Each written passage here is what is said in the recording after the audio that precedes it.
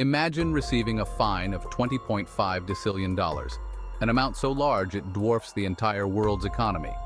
To put it into perspective, the global GDP is around $87 trillion. This fine is so astronomical, it's almost beyond comprehension. What could lead to such an outrageous demand? How did we get here, and what are the events that unfolded to result in this unprecedented situation? A Moscow court has ordered Google to pay a fine that seems straight out of a Hollywood comedy, over $20 decillion for blocking Russian state media channels on YouTube. This decision has sent shockwaves through the tech and legal communities. We'll uncover the background of this fine, its implications, and what it means for free speech and media regulation around the world. How does this ruling affect the relationship between tech giants and governments? What are the potential repercussions for other companies operating in similar spaces? And most importantly, what does this mean for the future of digital content and the internet as we know it? In March 2022, amidst the backdrop of Russia's aggressive invasion of Ukraine, YouTube took a bold step by blocking channels operated by Russian state media, including RT and Sputnik, in a significant move. These channels were accused of spreading misinformation and violating YouTube's strict policies against content that trivializes violent events. Fast forward to now, and the Russian government is retaliating with a staggering fine, over $20 decillion, an unprecedented amount. To put this figure into perspective, the estimated value of the entire world economy is around $110 trillion. This staggering amount encompasses the combined economic output of every country on the planet, from the bustling markets of New York and London to the emerging economies in Asia and Africa.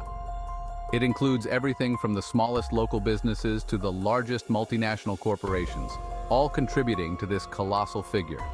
In comparison, Google's parent company, Alphabet, has a market valuation of approximately $2.1 trillion. This makes Alphabet one of the most valuable companies in the world, a tech giant whose influence spans across various sectors, including search engines, advertising, and even self-driving cars.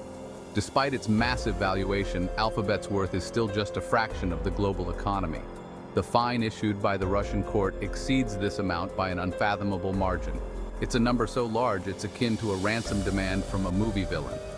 Imagine a figure so astronomical that it dwarfs the combined value of the world's largest economies and corporations. This fine, set at an almost incomprehensible $20.5 decillion, is beyond the realm of everyday financial understanding. It's a sum that seems more fitting for a science fiction plot than a real-world legal penalty. But why this extreme measure? What could possibly justify such an exorbitant fine? The reasons behind this decision are complex and multifaceted, involving geopolitical tensions, regulatory crackdowns, and perhaps even a message being sent to other global tech giants. It raises questions about the balance of power between nations and corporations, and the lengths to which governments will go to assert their authority. This unprecedented fine serves as a stark reminder of the unpredictable and often tumultuous relationship between global businesses and the regulatory bodies that oversee them. Russian officials described this fine as filled with symbolism.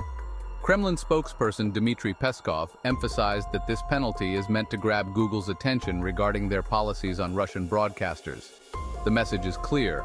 Russia wants to assert control over its media narrative, especially in the face of international criticism and sanctions.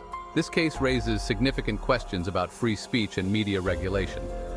The balance between allowing open discourse and preventing harmful misinformation is a delicate one. As we navigate this complex landscape, the implications for both individual expression and societal well-being are profound.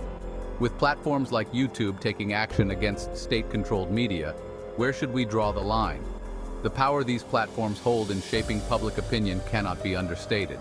Their decisions on what content to allow or remove can have far-reaching consequences, influencing everything from political outcomes to cultural norms. Are these actions justifiable in the name of fighting misinformation, or do they infringe on free expression? The debate is heated, with strong arguments on both sides. On one hand, misinformation can cause real harm, spreading falsehoods that can lead to dangerous actions. On the other hand, restricting speech can stifle important conversations and dissenting voices, which are crucial in a healthy democracy. The fallout from this fine could reshape the landscape of media operations globally, especially for tech companies operating in politically sensitive environments.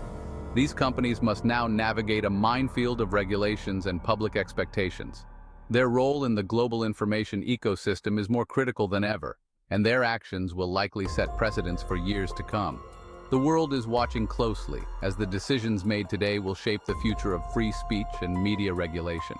As we watch this situation unfold, the stakes couldn't be higher for both Google and the Russian government. Will Google capitulate to this symbolic fine, or will it stand firm in its policies? And what does this mean for the future of digital media worldwide?